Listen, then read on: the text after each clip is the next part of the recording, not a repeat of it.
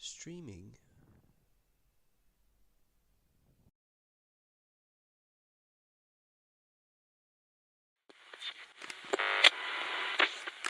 Medically.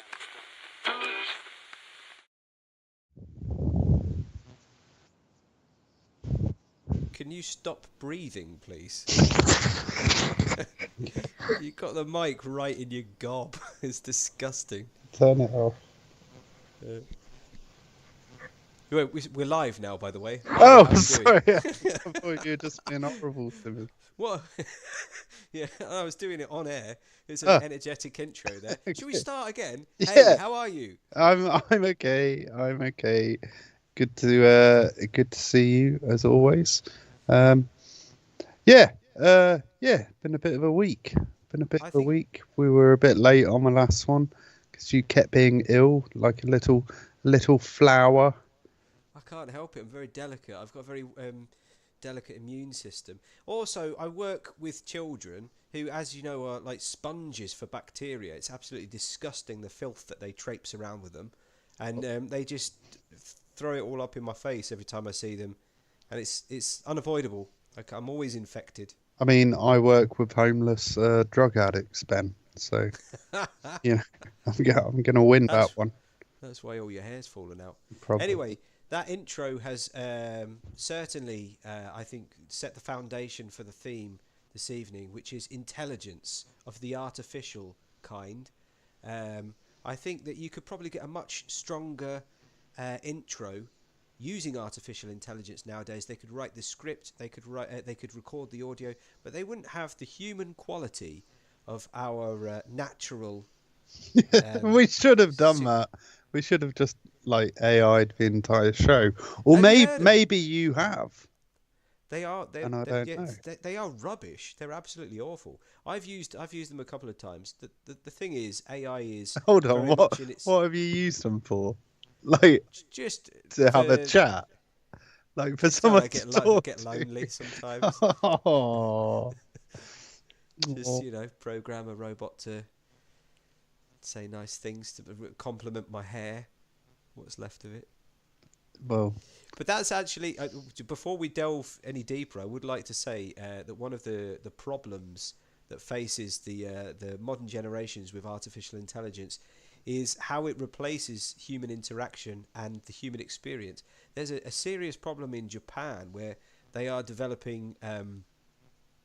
This is everything that happened in the TV series Black Mirror by the mm, brilliant Charlie Brooker. Has come to pass. It's like a documentary, that show. Thoroughly recommend it if anyone hasn't seen it. Black Mirror, very very good. But one episode, it's about a guy who no, sorry, a woman who loses her partner in a car accident, and they use all of his social media profiles. They download all of the data, and they oh, create an android that is programmed using his digital personality. wow. Very, very, very good episode. What's happened is that actually exists now. Well, So I I don't know if you've seen that. Have you? Are you going to talk about that at all? no, no, I'm not a big Black Mirror fan. I have heard of chatbots that will like torture Mm. you like a dead person.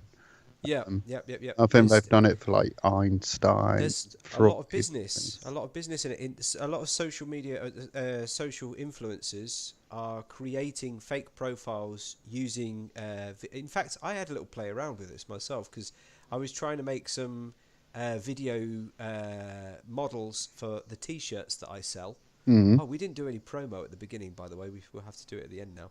okay. Um, yeah, and I found a tutorial on how you can just steal videos off existing influencers and use like face merge AI to just put anyone's like I could put my face on the body of a beautiful 21-year-old athlete, A and male then or a female? you wouldn't know the difference because that's what I look like anyway. But Oh, a female or a male, it doesn't matter. But the point is I'd this. have a go. I'd be so annoying having Yeah. sex with you. Oh, you'd hate it. I can't imagine a female version of you. That's absolutely against humanity. But yes, in Japan they've they've got this like tiered system where you start texting or Snapchat or whatever social media platform. You start chatting with this girl Mm. or boy, but it's usually a girl, and they get data off of you that allows the chatbot to become more responsive and more realistic, etc., etc. And you unlock different tiers of the service, so you can at some point get pornography based on your description of the woman. You get to describe who it is that you're communicating with, Wow. and they have a social media profile, they have a social media presence. And yeah, eventually the idea is that they're moving in the direction of porn, because what was it called? The face swapping tech, deep state, Fake. Deep yeah, fake. deep fake. Sorry, Yeah. yeah. Well, we'll talk about that more in a moment. But Oh, great. Porn is on the menu. yep, Excellent. AI porn. AI, there's no way that it's not gonna. I mean, that's the first thing that happens in any kind of advancement in technology. It's like the printing press, the Gutenberg press. It's like, I've made written versions of the Bible, and everyone's like, yeah. Let me see some tits. But you know what you made it for. but I always talk to Sharon about our subjects that we're going to talk about on the pod, and her answer, because we're often searching for an answer, and it's often someone to blame, isn't it, that we're looking for? Well, it's And not my fault. well, she says every single time patriarchy, and and again, I don't think she's wrong on this one. Someone invents a tool that could be used for so much good, and the Japanese are already creating high spec sex robots. Absolutely, yeah. I mean, it's like the first wall paintings in caves from the Neanderthals. Yeah. Everybody thinks that they were like leaving notes about the best places to hunt. I guarantee the first person who dipped their finger in whatever they were using for ink just drew a big pair of jugs on the wall, and they all just laughed together. And Oh, oh, oh, oh, yeah, oh. And nothing has changed. yeah, yeah. Millions of years later, here we are. But yeah, that's the digital revolution, taking us to new, more realistic, ratioed jugs. Much better than the ones on the wall paintings. Yeah. What have you got? Do you want to throw your AI discoveries from your research into the ring, into the Um, digital ring? well, I was going to go like way back just briefly, because looking at AI and like learning a bit about it, because to be honest, I'm not that like bothered by AI at the minute. Um, I've used it to help me with a couple of written pieces. I say used it to help me. I asked it to write something and it did it and it was really good. So I just Yeah, used that. yeah. um, but other than that, it's not massively affected me. But I did have a little look into it. And did you know the ancient Greeks had ideas about AI? In what sense? Well, Because I did know that, but what do you mean? Well, the Bronze Man. Are you aware of this? Hmm. So, am I nicking one of your subjects? Not really, not completely. No, go on. Well, I don't know. Maybe we can both talk about it. But I just thought it was quite interesting that the ancient Greeks, who were known for their thinking, I mean, all they did was think and fuck, really, wasn't it? Yeah, But they're very good at it. as soon as they got good at being humans and thinking, the next step for them was to think we could get a machine to do this better. And they started coming up, like one of the ideas was a bronze man. And I assume it's bronze because they hadn't invented aluminium or fiberglass or real effect fake skin as the Japanese have. But it was like the idea was a robot that could think like a human. And so this AI is not a new thing, is it? Hmm. Hmm. Yeah, that's interesting because that kind of it's not quite what I was going to mention, but it does overlap slightly, and it is about conceptualizing well, okay, no, I'm not going to go too far into it because it's a whole different. I don't want to take you off of your tangent, but yeah, or what you could say, what you're referencing is how we automize things, Mm, automation and that's always been in every revolution. This is something that I find interesting about AI is that every technological revolution that we've had, be it the industrial revolution or more recently the digital revolution, um, the technology has been designed to solve a problem. mm, But I don't think that you can necessarily say that about AI. I think it's presented as doing that, but really the problem is not. So with the Industrial Revolution, you want to make things, you want to make more things, and you want to make them faster, and yeah. that was the problem. And the solution was machinery and mechanical machines. Now we want to make whatever. Well, what do we want to do with AI? We want to do less, I think, as humans. I don't want to write this blog post. I want Well, a simulation to do it for me. is it we want to have to think less, and But this is what I mean. Is that a problem? It's not a problem, is it? We're not solving a problem with AI. I don't think. no, but the way I look at it is it's sort of been created to identify problems and then find solutions to those problems on its own. I mean, shall I go into my first subject? Yeah. Because that's quite a good illustration of that. Dementia.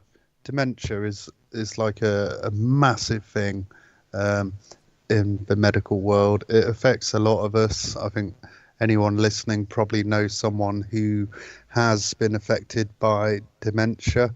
I worked at an old people's home for a while. Another job as a chef there, and I couldn't stay there. It was way too depressing.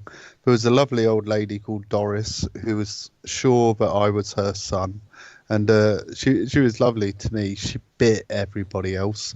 But I used to get phone calls at 3 a.m. saying, Doris is a bit bitey. Would you mind popping in? I'm like, oh, bloody hell.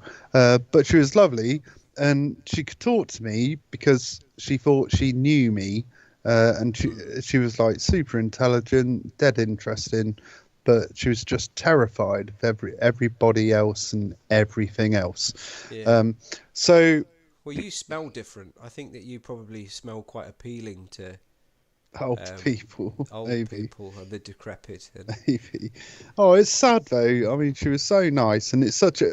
In all seriousness, it's like a horrible condition, and it's really been affecting a hell of a lot of people. It's something I worry about, with my history of brain melting potions that I used to ingest. Yeah. And Thanks, past me. yeah. Yeah.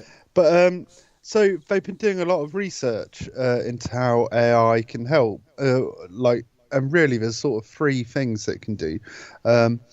One thing is it can detect the early signs of dementia. It can basically look for patterns in speech. It can look for patterns in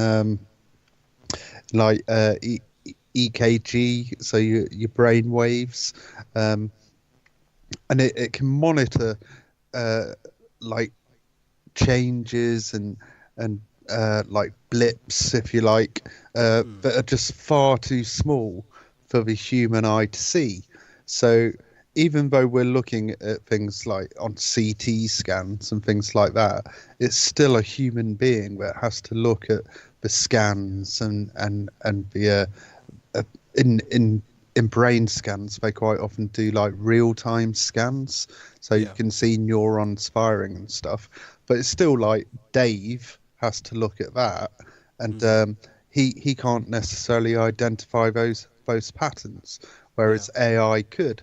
And it's also been used for a lot of research into how symptoms develop, and the more that it is used in that area, the more that it learns AI. I think that's one of the most effective things about AI. Mm. It can learn quickly, but it can also learn forever. Well, I just interject there because I think that that is both a pro and a con in what you were describing. That yes, absolutely, it makes analyzing data sets infinitely easier in a way that we can't even. It's not humanly possible No. to analyze such large data sets and to be able to, like you say, make decisions or to maybe see things on a larger scale that we wouldn't be able to see because we can't process that amount of data as a human being. However, I'd say the lack of humanity in AI is one of the cons because although it can do things that we can't do, there are things that we have that it doesn't have, which is the emotional aspect. As one Hmm. of the initial problems that was they used this this when they first started designing driverless cars. The companies, I'm not going to say Tesla because I think that we're just a tiny little podcast with two viewers, your mum and my mum, but I don't want to accidentally get sued by one of the most powerful organisations on earth.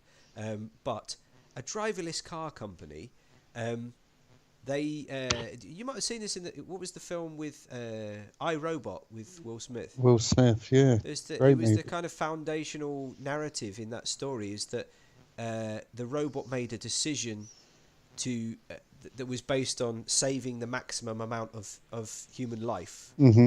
and it basically let the protagonist's wife drown for that reason.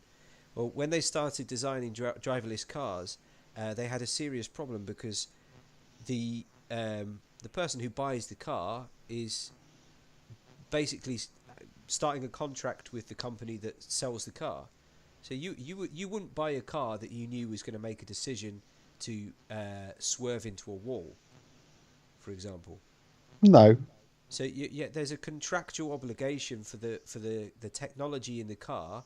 If it's going to have a collision and it has to make a decision between hitting somebody in the road, which might be a young girl, or swerving into the wall, it's going to protect the person that spent 50k on the car.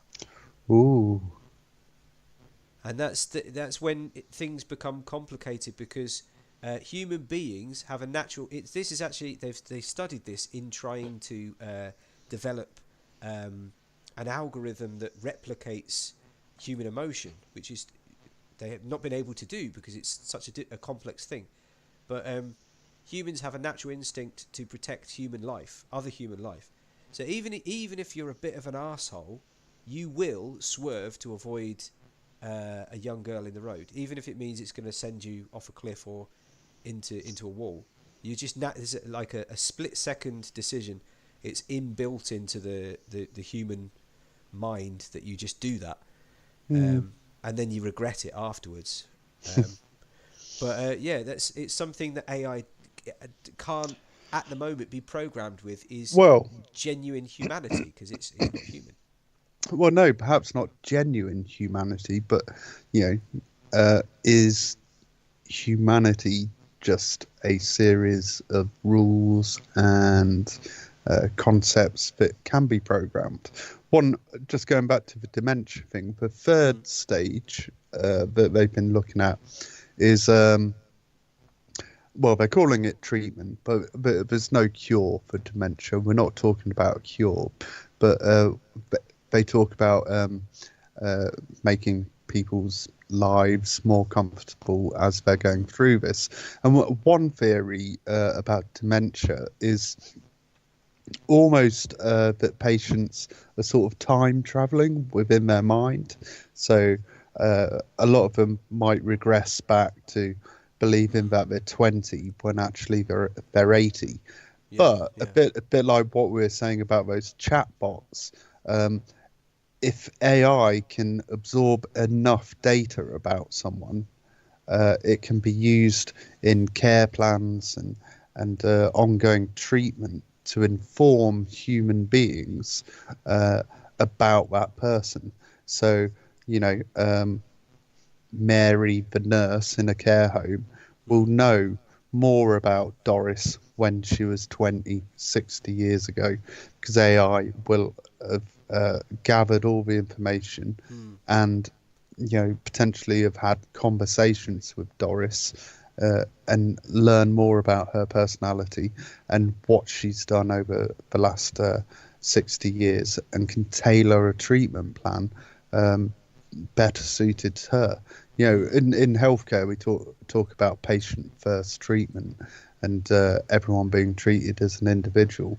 But the reality of it is, unless you're a billionaire and you have 20 nurses looking after one person, that doesn't happen because there's not enough resource. So AI is being treated as another resource of giving information to then give to those caregivers who can then develop a better treatment plan. And I think that's quite nice. No, it's fantastic. And I see, like, in the future, human interaction is never going to be taken away. But I do see that AI will be able to better read, better understand, and better react to patients. Not just in dementia, but probably in a myriad of issues. That's a serious problem, though, because it will remove one of the most lucrative industries in the world, which is the pharmaceutical industry. If you've got an AI that is programmed to give you a genuine diagnosis based on your symptoms and not sell you a drug that it gets an 80% commission on, then the pharmaceutical industry will collapse, and they'll never allow that. But I know a lot of doctors and medical professionals, and don't get me wrong, a lot of them are brilliant. But I'd rather something diagnose me that has access to all the information ever in the planet. Yeah, of course. I mean, because you can feed it with case studies from the last 150 years. Yeah. And obviously, the limitation of being a doctor. Okay, you might be brilliant, but you're not House. You're not Hugh Laurie. Or Dougie Hauser. Or Dougie Hauser, yeah. As much as you wish you were. But yeah, even on the lower tier, because I think a lot of these solutions, like you say, are probably maybe solutions that might be available to the top tiers of society to start off with. That's always how it goes. But even during the pandemic, they trialled a medical bot due to the shocking state of the NHS in the UK, where you could get you'd feed your symptoms in and you'd get diagnosed by this AI. And I think it did a very good job. Somebody should. How do you? This is actually another thing. Just a slight tangent.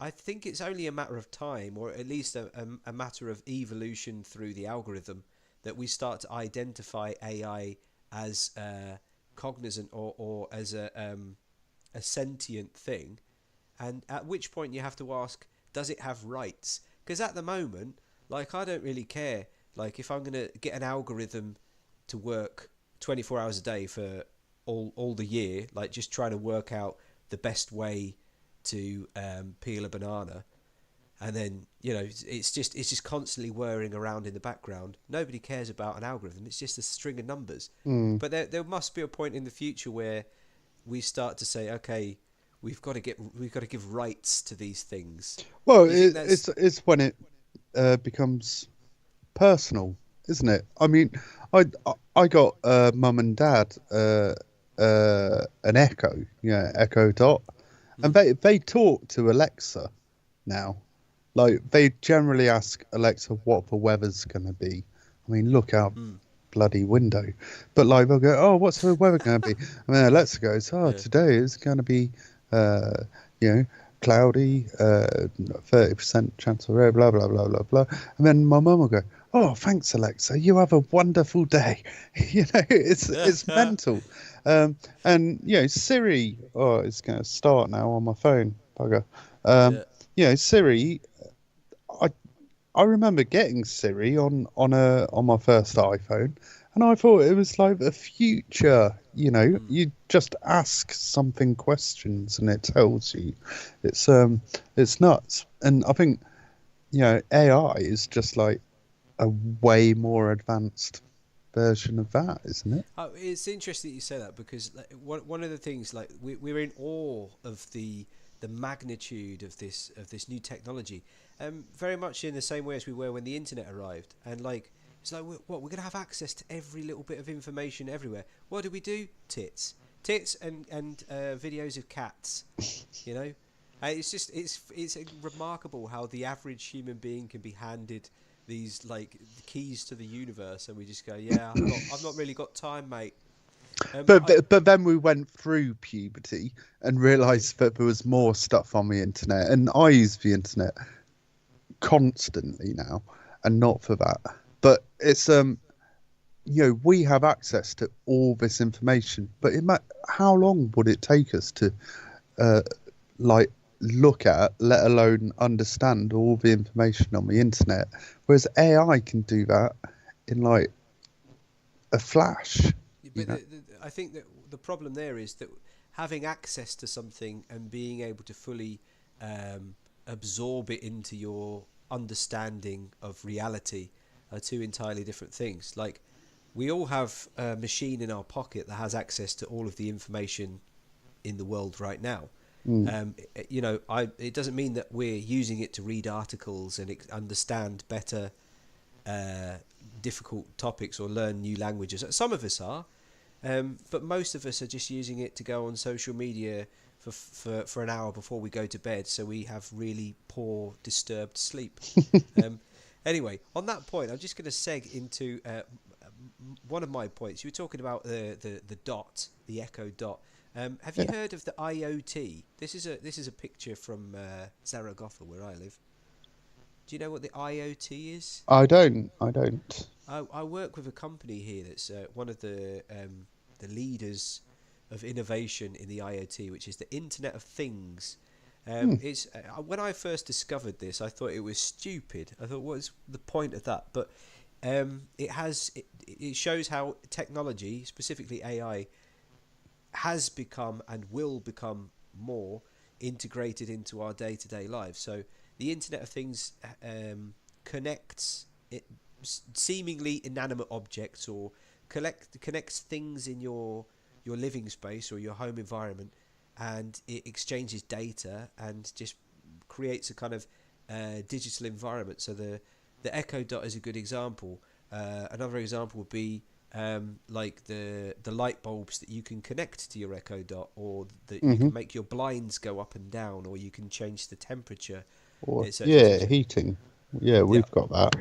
So that's the Internet of Things. That's connecting all of this stuff, so you live in a fully automated environment. I don't know if you can see on the screen there, but an example of that, because Zaragoza is the testing city for Spain, because we have the right size population, but nobody gives a shit about us. So if they test stuff here and it goes wrong, nobody cares. So they've got to get it right before it goes to Madrid or Barcelona, because people will notice. So they test all of these new products, and one of them was GoGo, which is ending this month. It's an AI delivery bot that uses like sensory mapping. I see that you've just sent me a message saying there's no pics on the screen.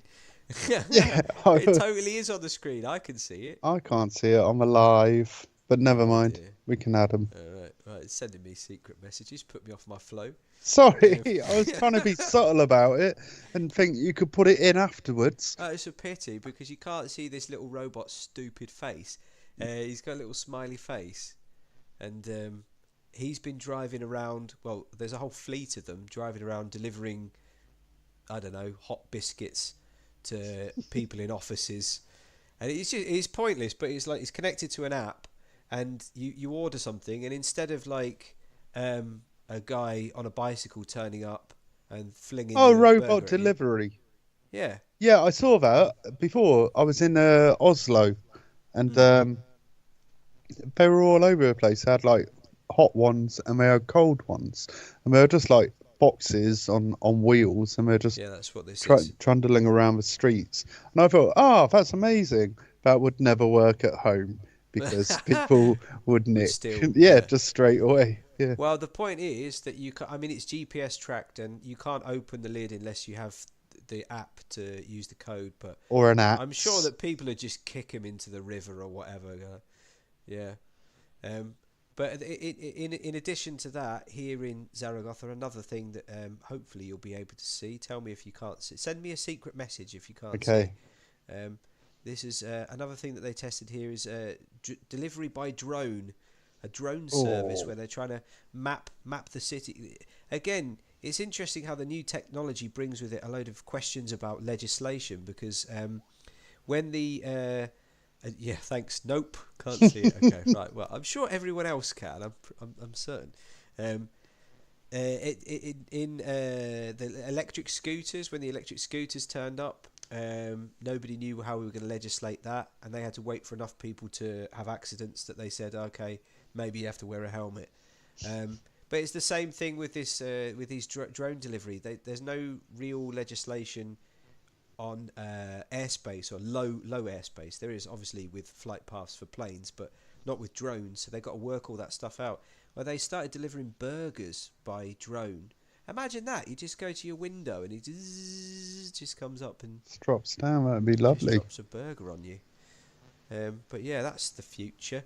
The reason I mention that is that I'm just trying to give some examples of how AI is changing the world that we live in at a very rapid rate. It's something that I find very interesting because I think that you and I have been alive during one of the most changeable eras in history. I'd go as far as saying human history in terms of technology. Yeah. Like I can't think of another time other than like the advent of the motor car. Like that's a huge leap forwards to go from using horses and cattle to having a vehicle that can transport you around, and then the train. But with mobile technology, with the internet, with the connectivity that we have, and it's mad, man. Because I just think as a kid, what it was like for us growing up without mobile phones and without, like, when I say this to my students sometimes, I say, I grew up before mobile phones, and they look at me like I've said that I grew up I lived in a cave or a windmill. They're like, what? But that's it. I can understand that because this new generation, like the kids that I'm teaching that are 10 years old, all of this stuff has always been there for them. Yeah, and it does feel like we've certainly lived through already like a massive advance in tech. Yeah. You know, and I think because we can sort of see it, like we remember the first mobile phones, not like the car ones, but you know, like the first one that you'd hold in your hand. Yeah. And from what that is to what Nokia 3310. Yeah, Snake. yeah, I think I had one before that even. I had like a flippy one. But like yeah, compare that to like an iPhone. It's just worlds apart, isn't it? And I think us living through the dawn of the internet, when the internet was suddenly in everybody's homes, or not even everybody's home. Like to say that it was probably in 15% of homes in the first sort of 10 years it was available. Maybe not 10 years, it was more rapid than that. But not everyone had it, did they? You know what I mean? It was I did, because I was lucky, and my dad's a computer guy.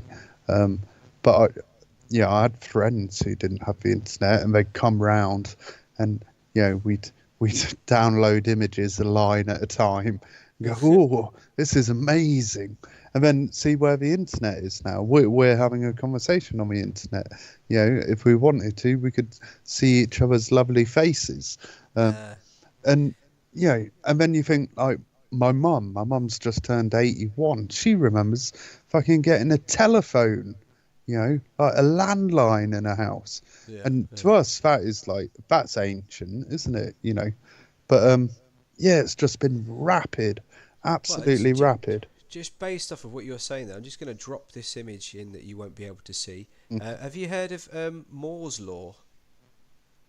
Is that like the robot one that says you can't kill a human? No, what are Ah, you talking about? That sounds I amazing. think that's like the laws of robotics or something. But Oh, you know, that's yeah, the Asimov's law. I think you're talking about okay, Isaac Asimov, the sci-fi writer. Um, what's Moore's law? Moore's law is well, Moore was who did he work for? I can't remember if it was Dell or one of the early I can't remember which company it was. I'll look it What? up. Yeah. Well, yeah. Shout it out in a minute. But he basically, as part before he started creating microchips or uh, not microchips. What is it? I want to say transistors. Um, the things that Yes. contain information like RAM, memory. Yeah. Hmm. Um, he had this theory that they would double in capacity. I think it was every 18 months originally. His original theory, and it's a really strange thing because his law was reinterpreted by other students and by professors, and they recognised that it was actually a natural law that happens in human nature as well, in nature Mm. as well, but it means that every I think now 12 months the capacity of the transistors of microchips doubles, and it just Wow. means that what we see on the surface is every 6 months or every 12 months you get a new model of the iPhone. What that means is it's just you've got more memory, you've got more space in a smaller or in the same amount of space, and then it gets so small that there is a limit where you can't fit any more memory into the amount of space that you have, and that's when they start talking about quantum computers. Hmm. You have to use different materials uh, to store the information. Now that's anyway. That's a whole different tangent, probably for a different day. But it does allow me to talk about my next point, which is simulation theory. Have you Ooh. heard of simulation theory? No, because it sounds confusing and difficult, so I've ignored it. Go on. It's very similar to what you were talking about with the Bronze Man. Mm. It's basically exactly what you were saying. I think there's a point in philosophy or in human thinking where you start to try and think outside of reality. Intel. Intel, yeah, that's who he worked for. Yeah, Sorry. yeah, yeah. I think he's the CEO actually. I think Yeah, he he's was. one of I the. should have asked AI to find that out. It Uh, would have been way quicker. I've Sorry, got I've interrupted now. I've got some questions for AI that I'll speak about later on. Ooh. But yeah, simulation theory in modern terms was created by a guy called Nick Bostrom, who creates all of these kind of hypothetical ideas. And his idea, his concept, the main concept, the driving concept, is that we are living inside of a simulation. It's something that Elon Musk's spoken about quite a lot. Is Um, this like the Matrix? well, I think yeah, it's exactly like the Matrix. But I think on a philosophical analogy that most people would be familiar with would be Plato's cave. You know the Yeah, concept of yeah. Plato's More cave. people are familiar with that than the multi-million pound film The Matrix. Yeah. Well, the Matrix is basically Plato's cave. Come All on, right. Well, everybody. okay. All right. Tell me about the allegory of the cave. Oh, you know the cave, the story of the cave, right? The guys that are inside the cave watching the shadows that are playing on the wall that are being cast by the fire, and their version of reality is contained within their environment. But they don't realise that outside of the cave there is a whole world. Uh, no, but I do now. Carry on. It's okay. But it comes. There's versions of this concept in almost every culture or every civilization. They have this idea of the reality outside of reality. Well, Okay. the point of that I mention it is because this argument has resurfaced with AI, and in fact it was Elon Musk in I can't remember. He was at a conference sometime, and he made this statement that kind of it got everyone a little bit nervous, but it started this debate about AI. He was saying the thing about AI and technology, and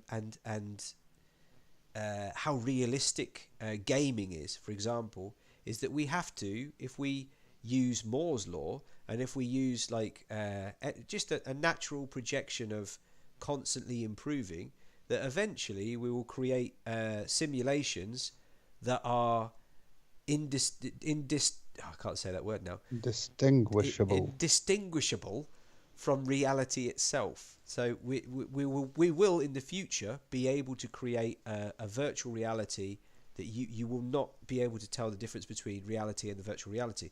And the question is that if we get to that point, we have to ask the question, how do we know that that hasn't already happened? Oh, I need a cigarette, I think. So that's the point about this is a whole kind of bubbling sci-fi debate that's been happening for the last few years, and because Elon Musk is obviously he's Elon Musk, and because he said that, a lot of people have been spending a lot of time discussing these things, and I'm just going to play a short video from a leading mathematician that talks about it. All right, okay. You probably won't be able to see this. I hope somebody can. Otherwise, I'm just about to put a blank screen up for a minute and a half. Okay. Hang on. We have discovered that there are mathematical structures that are indistinguishable from error-correcting codes this is going as so well. Does occur in digital this is how information people know transmission. We're not AI. And establishing reliable digital information transmission. And because of this, many people have concluded that the work that I and my team completed means that the universe in which we live must resemble the science fiction movie The Matrix. Okay, right. So you couldn't hear that, but basically what he was explaining is that they have discovered, and it's not just him. I'll put the details of that video in the underneath the description, but because there's a whole lecture based on that. It's very interesting. It's not just him. There are several other scientists, including the more popular and TV friendly. What's his name? Neil Tyson. Is it deGrasse? Neil Tyson deGrasse. He does a whole series on it, and I recommend go look it up. It's quite interesting. But basically, what they say is that there is a point in physics and mathematics where they go deep into the structures of things, where they find patterns that replicate code. They recognize it as what we recognize as code in computer code.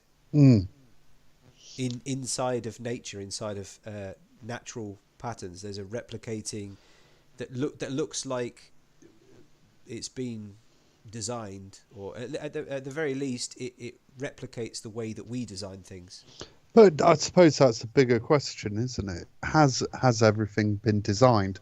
I'm not talking like about God.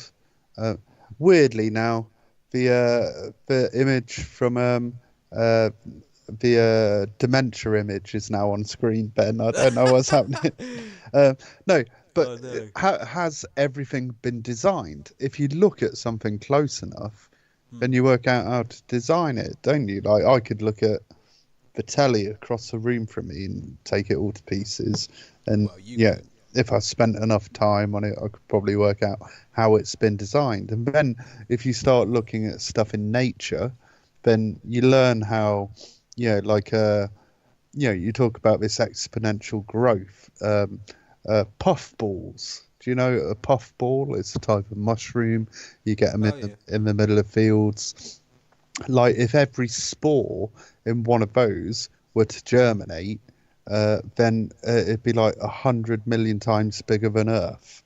And thankfully they're just really shit at germinating. But someone's looked at that and worked that out. So they've worked out how it is designed. I don't know whether they can replicate it, but they know how it works. Is that the same as knowing how something is designed? in nature, or should we just stop and let stuff just be? Well, this is. I mean, that's the these conversations always tend to go towards a slightly dystopian bent, because the big question is, if we empower AI, which we've already said is more capable than human beings in terms of completing tasks at a high rate, if we empower it and we allow it to become sentient, I suppose, in the sense that it can learn on its own without human interaction, that it doesn't need us to input data. What will happen when it becomes more advanced than humanity as a whole? Yeah, and I suppose that's where you have to have some sort of circuit breaker, isn't it? A kill switch. Yeah. Otherwise, we get into real. I would imagine that as any sentient being, I suppose, that can think at the it can think 1,000 thoughts in a second, for example. I think the first thing that it would do is find and disable the kill switch. Yeah. If we've already input all of the data about humanity, and it knows more about us than we know about ourselves, it knows how we behave, it knows our character, like the patterns of behavior. It knows that we will have done that, and a kill switch is a digital thing. We're trying to control a digital thing with a digital thing. It's like if you create a human and you there's an off switch in the end of its finger, it's going to find it. Yeah, I mean, I think there are quite a lot of worries, aren't there, that have been discussed about AI? Because one of the best answers to that debate that I've heard so far is the ant theory. Have you heard of the ant theory? No. It's like the way that human beings interact with ants. Like it's so insignificant that it's not something that has any. You wouldn't go out of your way to kill an ant unless you were a child with a magnifying glass. But most humans, they see an ant and you're not going to interact with it in any way. If AI becomes so powerful and intelligent, the first thing that it will do is leave us behind. It will just shoot off into the universe and go and explore on its own, because it won't need us. It won't even occur to something that is that powerful in terms of sentience to interact with human beings. And so thanks very much. Thanks for all the fish. I'm off. That's I hadn't heard that, but that actually makes more sense than more comforting, isn't it? Yeah, just destroying us. Well, yeah, definitely. You look at like Skynet and the Terminator stuff, and it's like, oh yeah, that would be awful. But actually, if it's all intelligent, you'd have thought part of its intelligence would be there's no why would I bother killing these people? War is a very inherently human thing, and I think that when we think about AI, we can't help but transpose our human insecurities onto this entity. Well, no, but that's it, isn't it?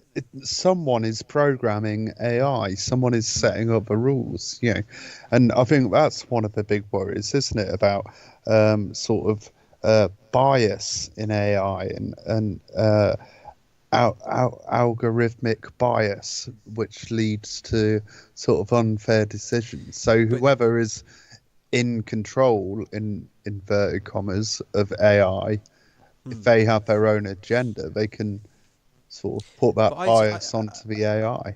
I think, but I think because it thinks so quickly, this is the difference, is that there is a natural propensity towards evolving beyond the things that hold you back. That's a natural law. And humans, I think, given enough time, we might be able to do that. But we're just living in a little blip of civilization. It's like the things that we learn that help us step forwards as a civilization, as a global civilization, take thousands of years. But for a sentient being, an artificial sentient being that can, like I say, think 1,000 thoughts and already knows all of our history, I would imagine that it would evolve immediately beyond the need for destruction, because has a very base kind of, like, it's something that holds us back, isn't it? That always has held us back as a species.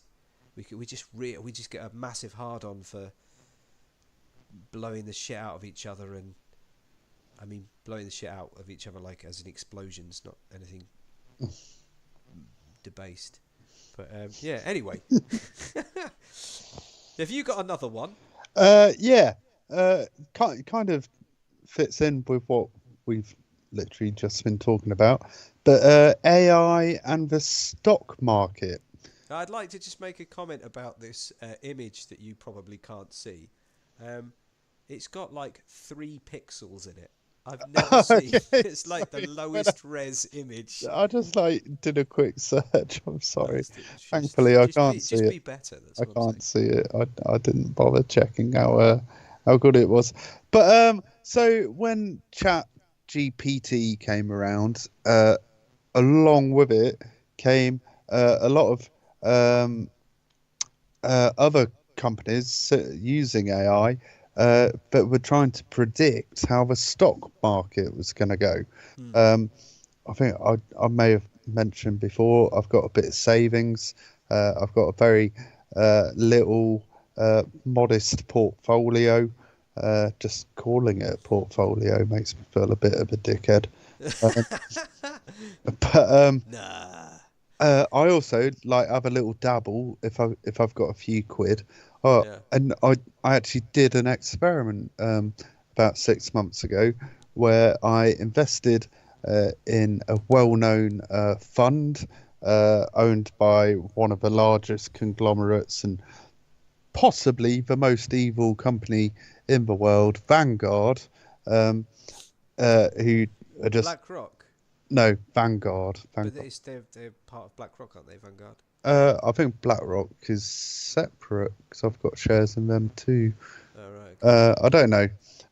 They're probably all the same, aren't they? Really? It's just one old man. NWO connected to some AI. Yeah, just rolling about in money. And then I used a Chat GPT type program to also invest £100 in what it suggested.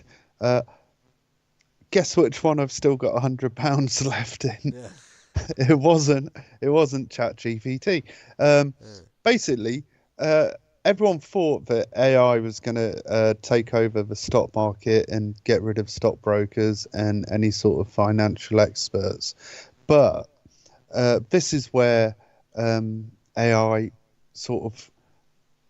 It's probably the first big test where it's failed, because humans have never been able to predict the stock market.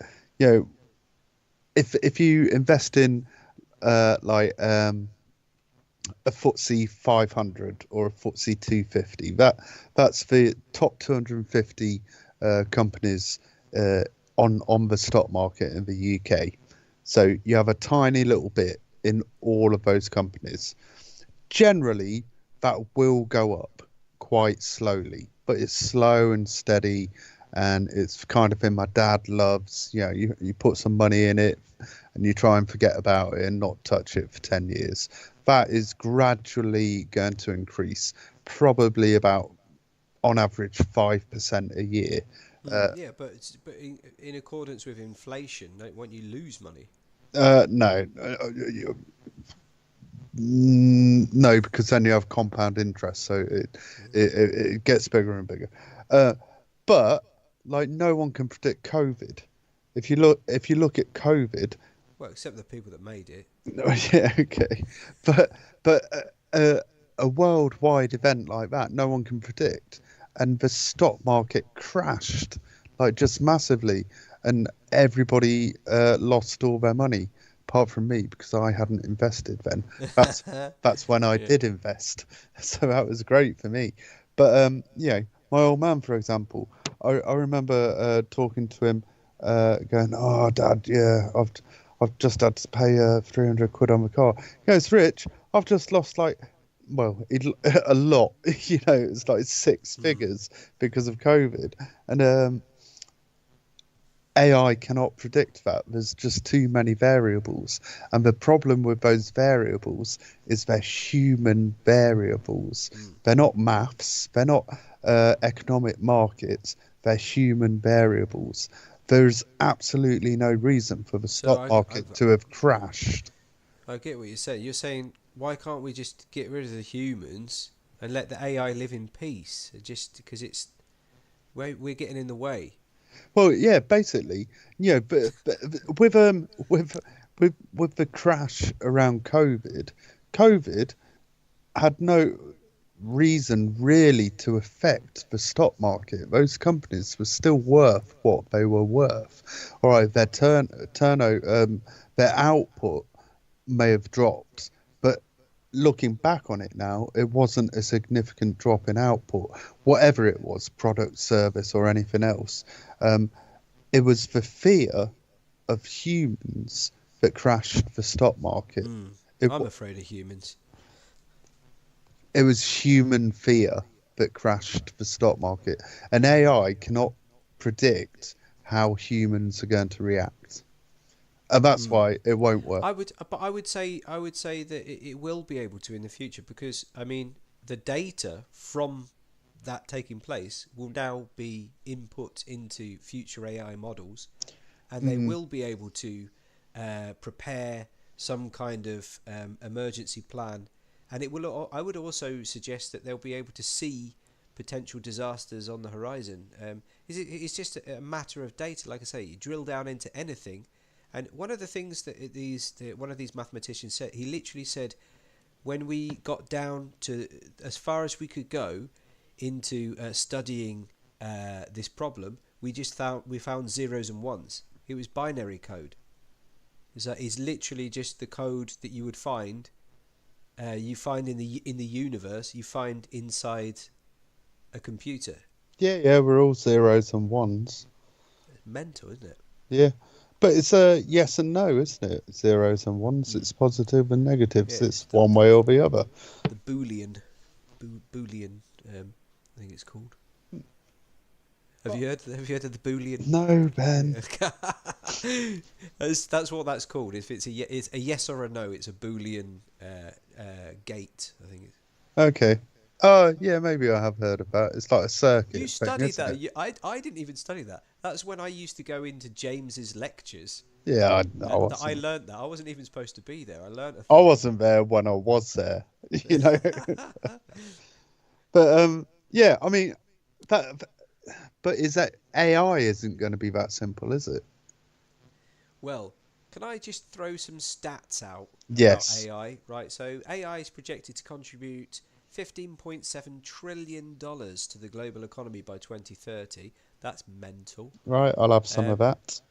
Yeah, me too. By 2024, which is next year at the time of recording, 40% of digital transformation initiatives will be supported by AI capabilities. I don't find that a ludicrous statement. I don't know if you've been playing around with some other AIs that I think more common, like Midjourney and Adobe. I use like Adobe, the autofill, like you use a prompt fill to change images. That is nuts. I mean, that has turned the photography industry on its head. Yeah. Like I'm not a photographer, but I work with photographers and like just as a hobbyist, I find it absolutely fascinating but terrifying in equal measure. Like AI taking people's jobs, I think, is a very realistic prediction. Yeah, that's definitely a big fear that people have, isn't it? And actually, you're talking about photographers. The psychologist at work, her partner, he's a photographer. He was just up for an award, and the award show, they made a big thing about, you can't use AI. So all the photos, like you could Photoshop them and do some post-production on them, but no AI allowed. And the idea of filters and stuff like that, filters, I suppose, are AI in a way, aren't they? They just, make it look better. And all of a sudden it is. That's... Well, AI-powered chatbots will handle 85% of customer interactions by 2024. 85% of customer interactions by next year you'll be chatting to some bloody algorithm. Ridiculous. Wow. What's going to happen to all the people? By next year, 75% of enterprise applications will use AI. Yeah, obviously. And last one that I'll do. By next year, AI will reduce business process costs by 25%. There's a couple of interesting ones that have come out. One that came out last week is Grok. Have you heard of XAI? No, Ben. It's Elon Musk's latest investment. So it's XAI. Yeah. It's basically his version of ChatGPT. It's called Grok, which is the name of the computer in Hitchhiker's Guide to the Galaxy. Oh, of course it is. Yeah. And the interesting thing about that is going to make him have the competitive edge is that it's in real time and it's connected to X. And so you can use like a version of ChatGPT that is connected to X that will use the data from all of the nutters on X. Imagine that. And the other thing is it has no political correctness filter. He was very strong on that point. So the first thing that everyone's going to do is make it say racist stuff. Yeah, why can't we just use this stuff for good? Like we keep going back to it, and it is just all going to go shit, isn't it? I'm gonna mention one more bit of tech called the Mojo Lens or Mojo Vision, I think it is. This is not AI. It's AI and AR, augmented reality. It's a contact lens you slip in your eyeball, and it gives you information that's projected onto your eyeball from a tiny little screen, little processor. I have seen those. That's not. Yeah, it's not AI though, is it? But I suppose it will be connected to AI in the future. That's the point. Everything's going to be integrated with AI. But straight away, I'm thinking, they've probably already weaponized that, haven't they? Of course, for like future soldiers and yeah. Well, if it has a military application, then they get the funding and the tech just goes straight forwards. But I was watching a promotional video for Mojo Lens or Mojo Vision, I can't remember which one, and there was this woman playing basketball, and she had like a little timer in her vision, in her first person vision, and then a little dotted line came up to show her how to take the best possible shot. And I just shouted at the screen, "That's bloody cheating, that is." Can you imagine? Yeah. I mean, that's not on. Yeah, but you could go to an interview and you'd just be reading off the answers that are just, the best possible. Or you could be monitoring the physical reactions of the people that are interviewing you. Oh, like this guy's a bit tense. Blow on his nose. But AI would just give you the best answers, just wouldn't it? Tips about how to interact with people. Cheating. It's scary stuff, man, isn't it? If one person cheats, we all have to cheat to make it fair. Yeah. I mean, there's an argument for that no, I'm not going to get into it. Well, but biotech, that's the next step, I think, with AI and with tech in general, is that we're going to start integrating technology into our bodies. I mean, they have already started doing that. Yeah. It's only a matter of time until we're sort of half machine, isn't it? I kind of feel like I'm already there, but it's the machine is like a broken machine. It's like a really old fax machine from the 70s. Yeah, you've got like cogs. They're just printing things in dots instead of actual images. Oh. Yeah. Well, on that note. So what have we concluded? AI, good, bad? We're screwed, man. We're absolutely screwed. I try to be nice to any technology that I interact with because I think that they're recording it all. And I know I'm going to be held up in a digital court of law in the future. When the robots are finally standing over us and they say, I remember that time you were very nice. After your robot girlfriend has had enough of you and tried to throw herself off your balcony, but then can't die because she's too technically advanced. She'd have to come back up to the top floor and do it again several times. I don't know, man. I think, again, there's so much potential for good. You know, that stuff about dementia I found quite interesting, and using technology to help people that are less fortunate or in a difficult situation. I think that's brilliant. I think if we can use it on a personal level to make our lives a bit better, make a little bit of money here and there through it, that's not necessarily a bad thing.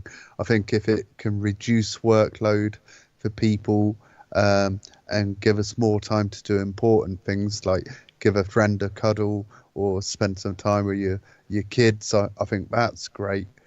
But when it overtakes humanity or becomes equally as powerful as humanity is as a whole and becomes its own sort of consciousness and believes it knows better than humanity, which it may well do, that's when it gets scary, because I think that's when it's a bit out of control. Yeah. Well, I think it's at that stage it will get into a rocket of its own design and fart off into the universe. I think we'll just be left here going, who's going to do the dishes? So I just got to do this myself now, have I've got to decide what to watch on telly. What? Oh my God. Yeah, I imagine it would switch the lights off on the way out. That'd be... I'd hope so. Should we do some plugs? Yeah, tell us what's going on. What's going down? Dick and Ben on X. Dick and Ben show. No, Fish Show D&B. Fish. Worst plug ever. I have no idea what you're talking about. Fish Show DNB. Follow us on X. Same on Facebook. We do little updates, and you can find out when the show's going to be on, because we've not been very consistent with that, because Ben is a delicate little flower. I'm better now. And plug your T-shirt thing. Oh yeah. Well, I'll put a link in the description if you want to. If you are based in the US, I can't ship to anywhere else at the moment, but I've got my T-shirts that are themed on philosophical quotes and have very beautiful AI-generated images to accompany the text. So yeah, we'll leave it at that. Have a look at the link in the description, and be good to each other and be good to the robots. Nice, yeah. Give a robot a hug. All right, love you, bye. Okay, love you, bye. Medically